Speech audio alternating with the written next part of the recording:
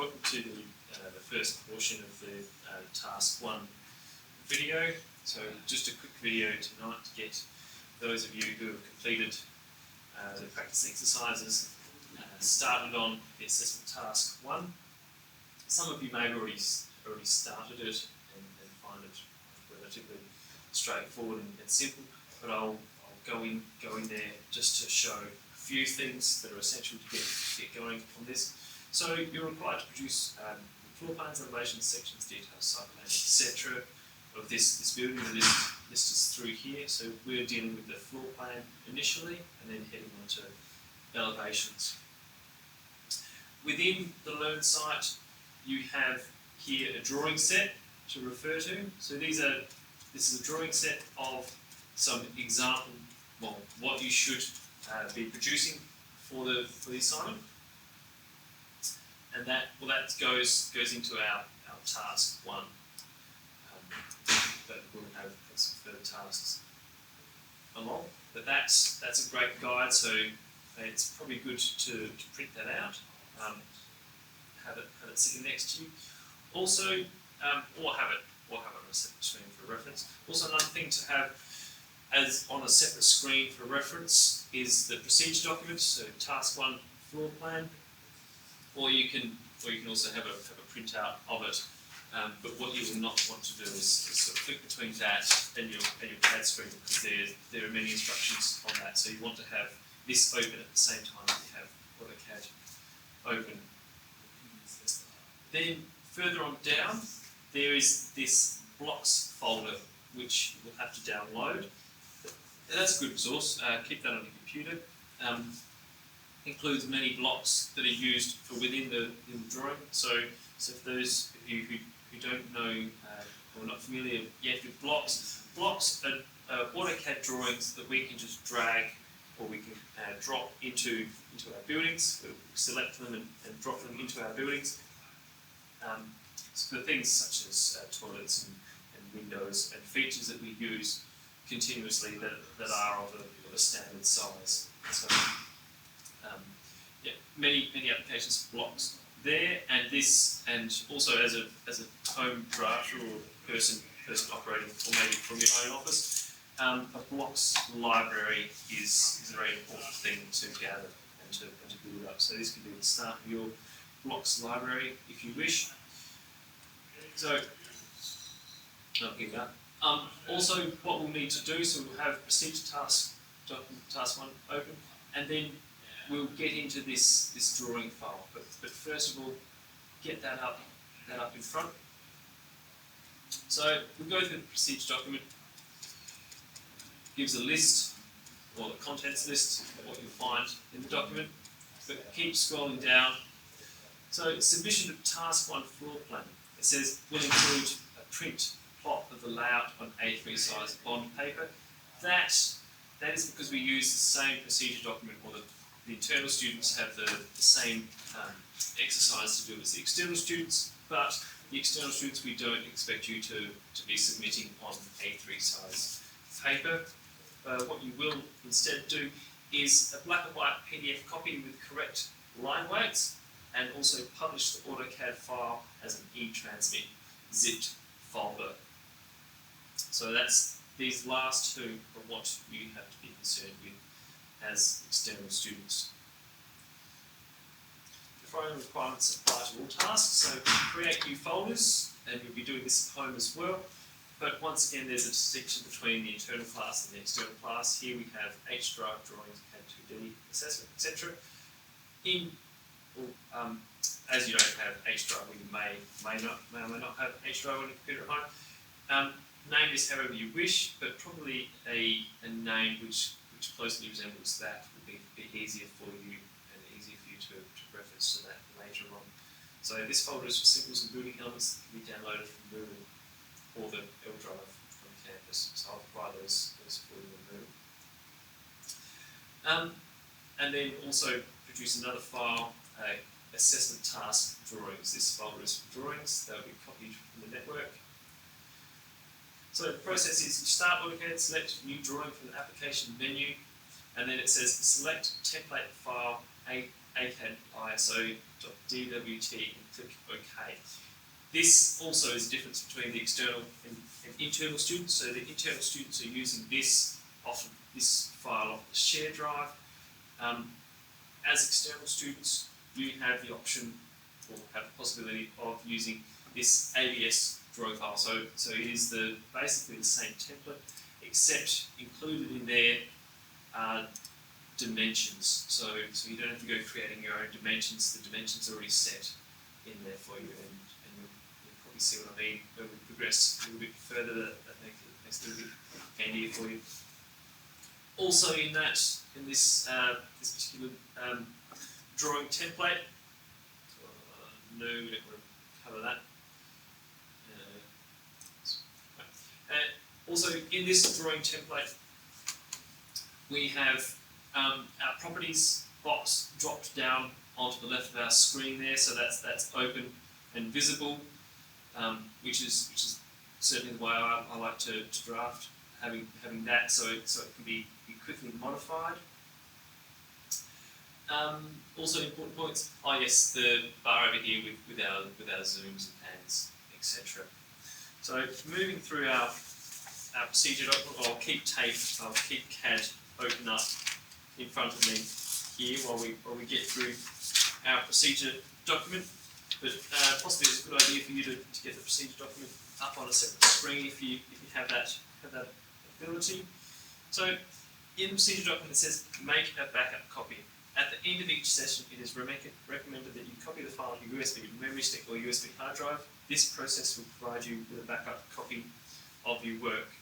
I suggest at the end of each session, create a new backup copy which is dated. So in your file name, date when that backup copy was produced. So that way, if there were significant errors made at a point not realised far into the future, that you could go back and grab elements that you had changed, or go back through your drawing to find that portion that you lost somewhere along the line. It's handy for that. Also, it's essential to create backups both within the educational sphere and also the professional sphere, because many hours of work can be very quickly lost with the corruption of a file or the loss of a drawing element. So get used to backups, and also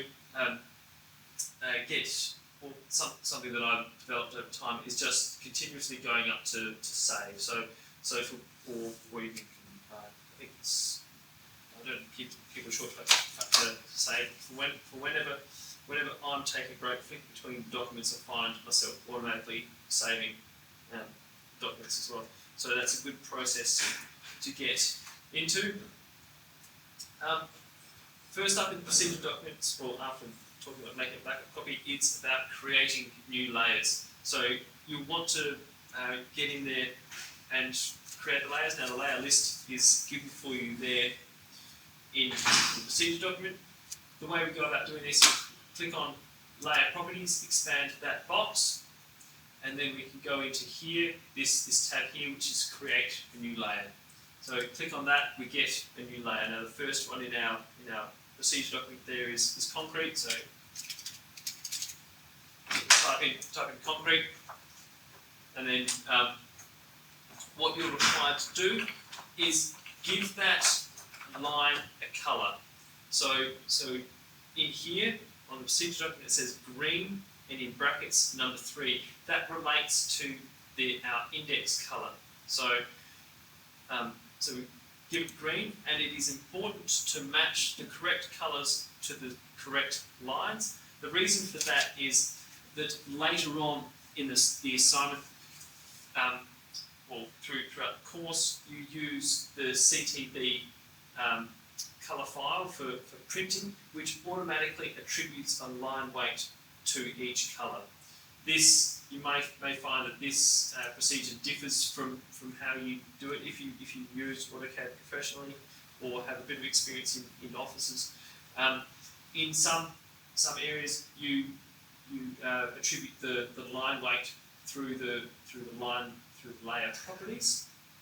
and you associate line weights, not with colours, but for our purposes, we do not modify the line weights at all in our properties box, and we only attribute the colour. So let's attribute the colour green to our concrete. Click OK, and then that is going to produce, what have we got? Green is a 0.5 line weight. So go through, produce your layers in that fashion. I won't do that here for the video. Well, I've done the one there for you. If you want to get rid of a layer, if you've made a mistake, so we highlight that layer and click on this, the delete button. Deletes that layer, that unwanted layer. And let's get that one out of the way. So after going through the process of creating your layers, also within your layers, actually I'll just get that happening again. I'll create a new one. We also, for some of these down here, we have, for example, furniture is dashed. So in our line type, we can click on that, and to add a different line type, we go to load and then dash. So we get to choose dash. For center number 2, what have we got here? Center 2 times there, or center 2 is that one. So that's for level line. So that's how we create our different line types within our layer properties. Moving on, you'll then start on your floor plan. It asks to draw something large first, like a rectangle, then zoom extents. So let's just do that just to muck around. We draw a rectangle, and then up here we've got our zoom and our drop down. The zoom extents, and that zooms to the extent of the drawing. Set the drawing limits to 30,000 by 30,000 mils, so 30 meters by 30 meters. So we type in our command box here, limits, limits, enter, and then our lower left corner, we want to set that at 0, and then our extents at 30,000, 30. So for 30 meters is the extents of our drawing, and zoom extents, and zoom all. Right. Now it'll be easier to start drawing the floor plan, etc. Check that orthogonal is on, so press F8 for that, and tracking F11. I'm not going to do that because that mucks the video here. And then we select the line weight or the line walls. So I haven't created that for this purpose, but we select the walls, go through that, and then follow the instructions. So I'm drawing the walls. Use polyline draw tool to complete the outline. Show an example above. So polyline, we can grab it from here, or we can type P-line for, wait, escape that, get back into model space. PL, what do we, okay, PL, and PL, okay, here we go. So P-line, polyline, select that, and then we start drawing polyline, etc. And then, so draw the polyline using the coordinates as given in the procedure document, and work your way through that, and you'll end up with a floor plan not too dissimilar to this character.